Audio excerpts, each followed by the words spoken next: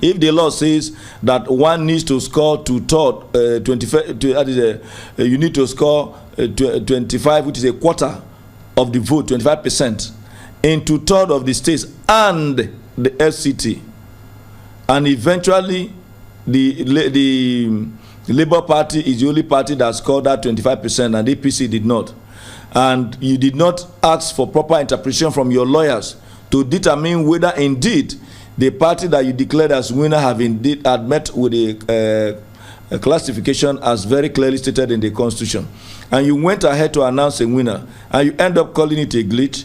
So guys, this was the moment that a PDP spokesperson confirmed that Mr. Peter Obi won this election because he's the only candidate that won the FCT. We all know that the law says you must win 25% in 24 states and plus the FCT. And as it stands, Mr. Peter Obi is the only candidate that won the FCT. So we don't even know how INEC came to the conclusion of announcing Bola Tinubu to be the winner of this presidential election. We are living in a country where things that happen in Nigeria sometimes are so unbelievable, as in people just do things the way they want, even without considering the law. They are the people that come up with these laws, but sometimes they tend not to pay attention to these laws before, taking their decision. So guys, I want you to listen to what this PDP spokesperson has to say. Please don't forget to subscribe to my channel, turn on the notification bell, give this video a like, and drop your thoughts in the comment section below. Thank you. With the meeting of the chairman of the Independent National Electoral Commission, Mahmoud Yakubu, with the national commissioners and the 36 resident electoral commissioners on Saturday to review last week's presidential election. The commission, after the meeting, agreed there were some flaws in the presidential election and promised to learn from some of the challenges that it faced. The planning for the election was painstakingly done. However, its implementation came with challenges, some of them unforeseen. Arising from last week's election, the Commission has received reports from our state offices, as well as complaints and petitions from political parties and candidates. Where infractions of any kind are proven, there will be redress. As we approach the governorship and state assembly elections, we must work harder to overcome the challenges experienced in the last election. Nothing else will be acceptable to Nigerians. All staff found to be negligent, whether they are regular or ad hoc officials, including collation and returning officers, must not be involved in the forthcoming elections. RECs must also immediately initiate disciplinary action where prima facie evidence of wrongdoing has been established. Since last week, the Commission has intensified the review of the technology to ensure that glitches experienced, particularly with the upload of results, are rectified. We are confident that going forward, the system will run optimally. INEC Chairman Professor Mahmoud Yakubu there in an earlier meeting with resident electoral commissioners and of course national commissioners of the commission. Now we'll move on to the Court of Appeal, which has now acceded to the request by Atiku Abubakar of the People's Democratic Party and Peter Obi of the Labour Party to inspect electoral materials used in the conduct of last Saturday's presidential election. The duo, who lost to the APC's presidential candidate and President-elect Bola Ahmed Tinubu, have alleged that the election was flawed. A panel of the appellate court led by Justice Joseph Ike made the order after it heard two separate ex parte applications by the two aggrieved presidential candidates, which were filed alongside their political parties and listed as respondents in the matter were INEC, All Progressives Congress and its presidential candidate Bola Tinubu. Well, joining us from Asaba, the Delta State capital, is Ehidu Anyago, who is one of the spokespersons of the PDP presidential candidate Atiku Abubakar. He's also the Commissioner for Information in Delta State. Thank you so much, Charles, for joining us. And so have you been taking the defeat of your presidential candidate since the election results were announced by INEC National Chairman, early Wednesday, what have you been doing in terms of trying to articulate your points as you prepare to head to the courts fully when you have all the documents that you will be presenting? Of course, the Court of Appeal has granted you some reprieve alongside the candidate of the Labour Party. So what do you have to say to all of this? Well, I will not want to disagree with you when you use the word defeat, because obviously you are taking cognizance of the pronouncement by the Independent National Electoral Commission. But for us, we saw it as a stolen mandate, and then of course the INEC not living up to the expectation of most Nigerians.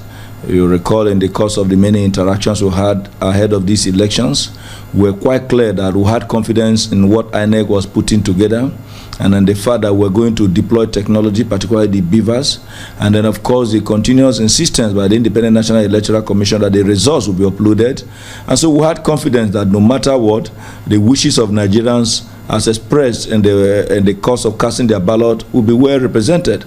But most unfortunately, it turned out that what happened didn't tend to reflect the yearnings and aspirations of most Nigerians.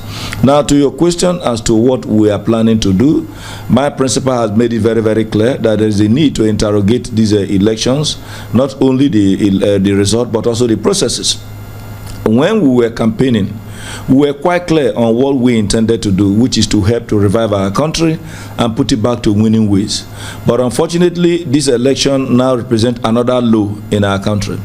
Most Nigerians are crying not just because the name of Asiwaju Ahmed Bola Tinubu was mentioned by the electoral body as a person that won the election in the thinking of the electoral body, but because they believe that the outcome is not as important as the processes leading to the result of the election. Individuals approach the ballot box with their ballot paper, cast their vote, and they were expecting that at the end of the day that it's going to be a true reflection. But as it is, most Nigerians seem not to have been convinced that that announcement is a reflection of what happened on the day that they voted. And so that is our worry, that we thought we could have another opportunity of indeed proving to the world that we are ready to make progress in a number of areas. Choosing our leaders is a very, very critical element of democracy, and particularly when we desire to ensure that our country begin to function in such a way that we begin to look in the direction of developed world. But what happened in terms of the outcome as announced by the INEC has not given us that hope. Unfortunately, most Nigerians also are worried about the ability of the judiciary to indeed stand very, very firm, not only in defense of democracy, but in defense of the rights of Nigerians to either freely choose their leaders or make decisions that will indeed add value to our democratic joining. So we have kickstarted the processes, not because we are desperate, but because we do believe that beyond the fact that we won that election, that it's important for us to begin to right the wrong, so that Nigerians will know clearly that we are a country desirous of growth. Now, Charles, you must have heard the INEC national chairman saying that there were some glitches. The chairman admitted that there were some challenges, and if I may quote him, he said the challenges range from the issues of technology, delay by election officials, attitudes of political parties, agents, among others. But a lot of Nigerians would have also been saying, if you have read from what people have been expressing their opinions about the election result, they would have said that there's no how the PDP or the Labour Party would have expected to win this election when they went into the election as a divided house, and that the results have shown how Nigerians actually took these political parties. 12 states for Labour Party, 12 states for the PDP, and 12 states for the APC. Isn't it somewhat, despite these challenges, a clear reflection that if the Labour Party and the PDP had gone into it as one, that maybe they could have pulled a surprise? Well, that argument is very, very mundane. First, let us look at the submission of the chairman of INEC with respect to the issue of glitches. If your wife gets to the hospital for the purpose of delivering a baby, and the physician who is in charge of a such delivery comes up with some instrument, maybe like scissors, and then pierce through the head of the baby, and eventually brings out the brain of the baby. And then when the baby comes out, he begins to tell you that, you know, there are some glitches. That cannot just be a glitch. That is equivalent to murder. What the INEC did is cannot just be called glitches. If the law says that you must upload your result and transmit them electronically via the beavers to your IREF, and that is by law, not just by picking to or choosing what to do, and you didn't do that, that cannot be a glitch.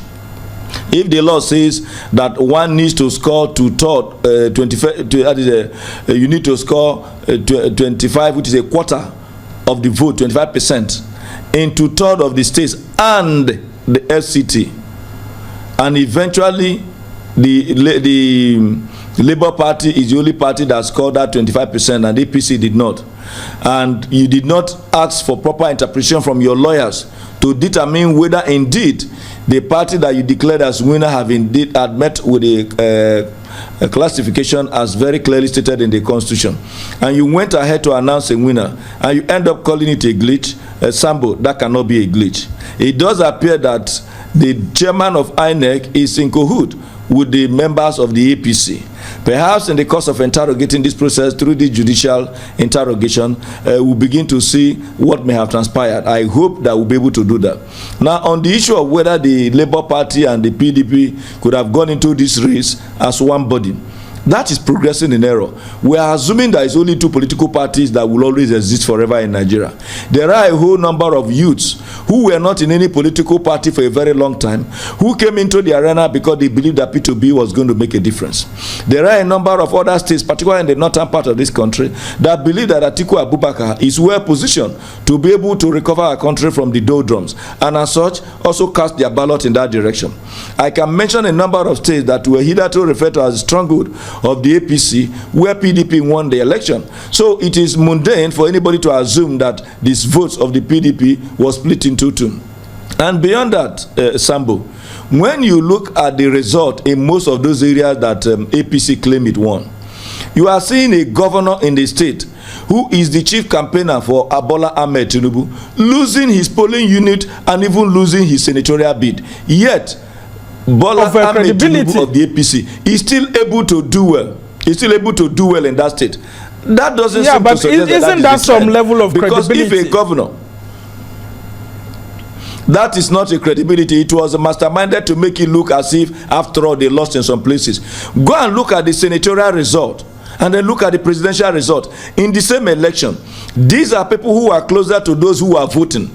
Bola Ahmed Tinubu could not have been more popular in those states where those governors lost, and then he ended up either winning or scoring very high number to close the margin. You know what they did to me? I believe that they went to the southwest and tried to ensure that they have very high numbers, so that in the north, where they know they were going to suffer abysmal failure, they decided to bridge the gap.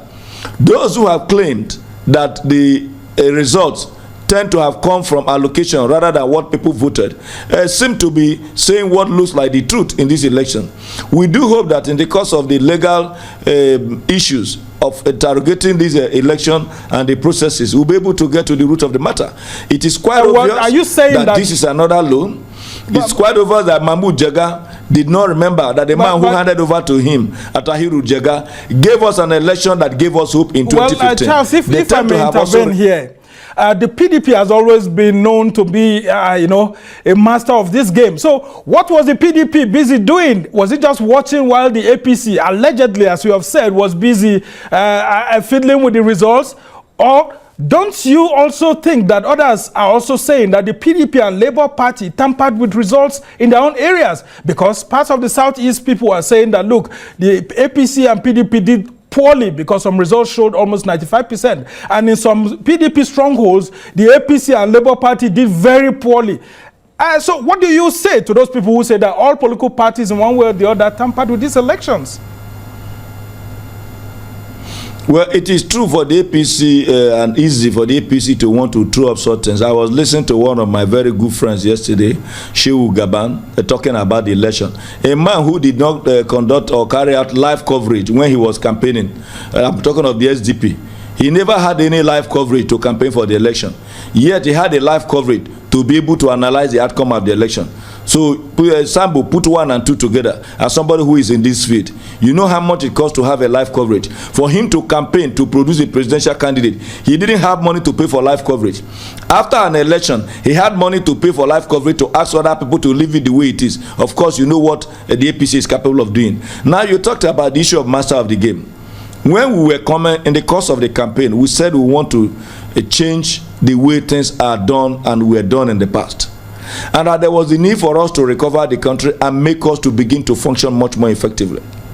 And if that is what we were very much interested in doing, we were also very much interested in the processes that would have brought us to power. So that at the end of the day, we would not have come to power through the window.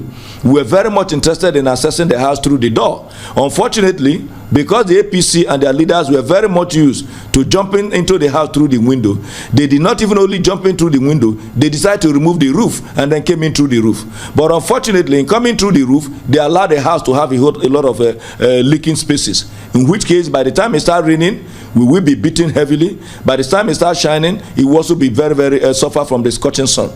What is most disturbing is the rhetoric coming from even those that are believed to have stolen the mandate of others. The APC seem not to understand the scenario of the moment, the situation of our country, the reason why most youth are angry, particularly those who decide to go the way of the obedience, as the Labour Party. You must distinguish between Labour Party and obedience. Labour Party is not popular. What is popular is the obedience. And because the roadmap to be able to achieve that power is the Labour Party, so it does appear as if Labour Party is in existence. But the question is, how did these our brothers and sisters become so angry? Because we find ourselves all of a sudden in a country where nothing is working, in a country where the Japa syndrome has become the order of the day, in a country where the economy has gone to the doldrums, in a country where the youth will graduate and they don't have job, in a country where insecurity has become the order of the day, in a country where even when you wake up, you are not even sure of the next meal. And now, the victory, so to say now, of the APC is an aggravation of that anger. And instead of the APC to progress in such a manner to manage the anger, they are speaking as if they have conquered all of us. Most unfortunately, and that is our fear, that APC does not have what it takes to put this country back to where we need to be. You will see what will happen in the days ahead. I do hope the judiciary will rise up to the occasion and do what is needful, because we are quite convinced, except a miracle happens, that the APC as led by Bola Ahmed Tinubu is not going to give us results. All right, the first example was well, those are just assumptions. Now let's come to the issues that we have on ground now, which you're going to the presidential election tribunal. We have 160,878 results that have been posted. I'm looking at the IRF portal now by INEC, out of 176,846. So what's just left is about 16,846 results that are left. I want to ask categorically, have you looked at the manual copies that were given to your agents across the country and compared them with the loaded results that we already have now? At least more than 2/3 of the results have already been loaded, and found some discrepancies from the ones that are loaded on the IRF portal from the ones that your own agents of the PDP signed on election day after the results were announced at the polling units. I have told you that we are going to proceed to interrogate these results. Yes, we have. But we begin to put it out there, it becomes also allowing the APC to have another way, because they can go and now manufacture new results. But you even take a look at it. Election took place about 8 days ago, last Saturday. And somebody is still uploading that result, even when we were told that it's going to be real time. That as soon as we are done at the polling unit, not at the state level, as soon as we are done at the polling unit. And the last time I checked, more than 80% of the results were already collated at the polling unit that same Saturday before 12 midnight. A few others, because of challenges that were pushed to the next day, had to come in. You had about 170,000, of course, with the exception of the few that INEC did not conduct an election on account of individuals not registering in those new polling units. Out of this number, up to today, they claim that they are still uploading. What are they uploading? You saw instances of results, the hard copies you talked about, that were mutilated. And when you have a mutilated result, you know that something is at stake. Where before now, even before the issue of the beavers, what were we used to? That as soon as you are done at the polling unit, you declare the result at the polling unit. You proceed to the ward level where you have the first collation. The first collation is usually at the polling unit, at the ward level, for you to collect the result that comes from the different polling units, because the polling units are components of the ward. The ward combines the polling units, so that when they say ward 7, you no longer think of the 14 units as the case may be in that particular ward, because the result of that ward 7 is an aggregate of whatever you have in the other units in that particular ward 7. Now from that ward 7, you will proceed to the local government headquarters for the purpose of collating the ward results. So that if you have 10 wards or 14 wards, as the case may be, because the wards are different depending on the size of the local government by ward population and landmass, you now collect ward result. You don't go to the local government level to collect polling unit results. That is what we saw in this election. Because the moment you move to the local government to begin to collect polling unit results, you will see that a lot of water will pass both under the bridge and even on top of the bridge. And that was what we saw. But beyond that, you were supposed to proceed from the local government to the state level for the purpose of collecting local government results, not collecting ward results. Yeah. The APC and the INEC progressed in error, and that is why it is seen that this particular election have fallen short of all threshold that tend to speak to transparency. Now, Charles, before I let you go, the APC is disputing some of the provisions of the Electoral Act that you have copiously quoted. Now, Dele Alake, who is the special advisor on media and communications to the president-elect Bola Ahmed Tinubu, says that your section 60, which you quoted, does not have anything to talk about, this electronic transmission. And he said that section 38 of the Electoral Act 2022 relied upon, I'm quoting him now, by the People's Democratic Party and the Labour Party to challenge the result of the February 25th presidential election has nothing to do with transmission of election results. And he goes on to say, in any case, the process of transmitting results from polling units, whether real time, 2 days later, or at any time, cannot in any way change the results that have been announced at the polling units. What do you have to say to that? I told you that these people don't even have shame. The other day, I was also listening to the president of the Nigerian Senate, a man who breached the Electoral Act that said that you are not supposed to contest for 2 elections in 1 election cycle. You were very much aware he ran for the presidency and he lost very woefully, and proceeded to use his powers to usurp a ticket that was already given to somebody in his senatorial district. He was also trying to transmit and translate and at the same time interpret the provision of the Electoral Act with respect to whether there is a difference between transmission and transfer. And I began to wonder who is going to listen to such a man that have lost integrity. And so now when you come to my elder brother Dela Alaki, they are now beginning to look for one technicality that does not add up. If in an election, just like in a football match, a man scored a goal, or maybe there's an infringement at the goalpost, and then you decide that you are going to award a penalty, and then the goalkeeper balances waiting for you to play the ball, not knowing that some persons at the back of the goalpost have shifted the goalpost to the right part of the field, while he's still looking at the man who is to play the ball and balancing, hoping to protect the ball. The man plays the ball and it looks as if he's going off the curve, in which case he's supposed to be over, and all of a sudden he starts to rejoice that this ball has gone off the track, only for him to see that the goalpost has been shifted, and then they say that the man scored a goal. That is what the APC did. You cannot begin to think of changing the rule or changing the position of the goalpost in the course of a match. All right. So if when we entered into this exam and when the law was passed, we all rejoiced and had hope that technology was going to play a very, very critical role and help us. And today, they have started this what Fela called government magic. They have started again. That tells you they are not even interested in having a country that works. All right, that is most regrettable. All right, just before I let you go, finally, the governorship elections will be on March 11.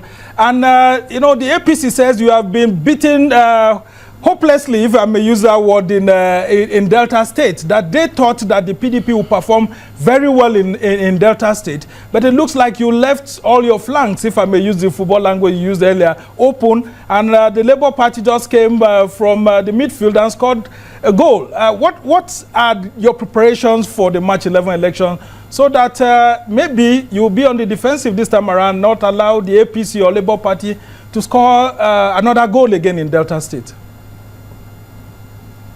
Well, the issue of the labor wave is very much clearly understood by a number of Nigerians, what the youths wanted, and whether they were being very much informed as to the issues around their quest is a different ballgame. That was what they wanted, and then the obedient factor was very, very clear, using also taking advantage of the churches that believed that there was a need for them to have a Christian president, or that also played a very, very critical role. Those factors that triggered the obedient movement is not very, very also present today in the governorship election. Apart from the fact that they are disturbed that now today they believe that the APC is a party of election riggers, and as such they are disappointed. We are now coming home where the push have come to shore, in which case the APC, do you know that the Labour Party, not until even after this election, I never even knew they had a governorship candidate in the state. It was after that we started seeing the man's poster on Facebook. But most Deltans are not even in support of that person. I have told you a while ago that the difference between obedience and Labour Party. The obedience believe in the Obi mission, not strictly that of Labour Party.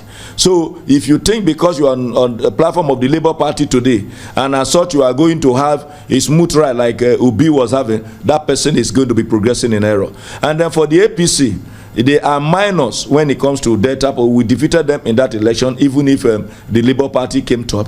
They have always been behind us in Delta, more so where we also have a candidate that is grassrooted, and that a candidate that is also going to benefit from the very wonderful goodwill of Governor Kowa and the PDP based on what Governor Kowa have done in Delta.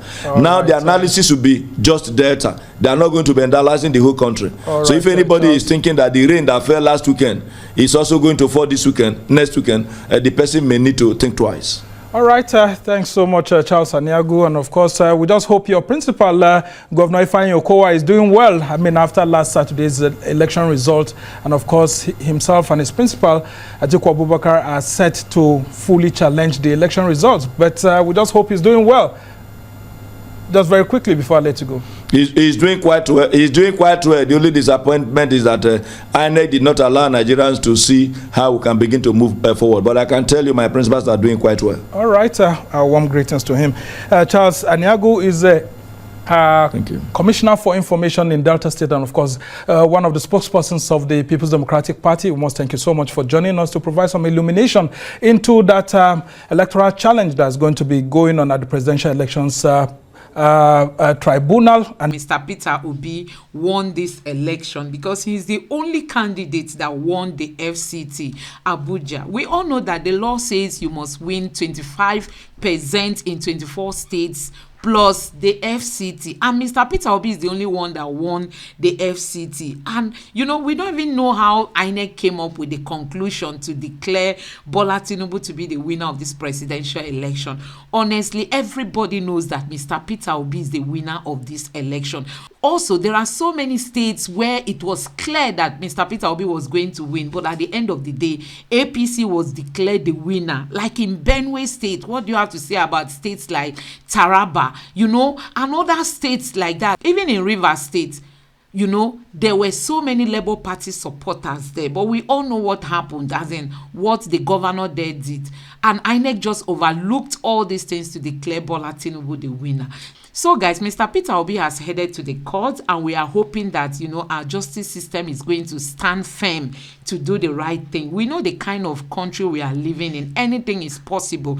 These people could be bribed and they want to like sell their conscience, you know, to utter the right judgment. But we are just hoping that everything is going to work out well, because it is obvious that Peter Obi won this election. And you know who Peter Obi is? He's not giving up. He's not giving up. He said he's going to fight it to the end, and the obedience are behind him, honestly. Please don't forget to subscribe to my channel, turn on the notification bell, give this video a like, and let me know what you think in the comment section below. Thank you.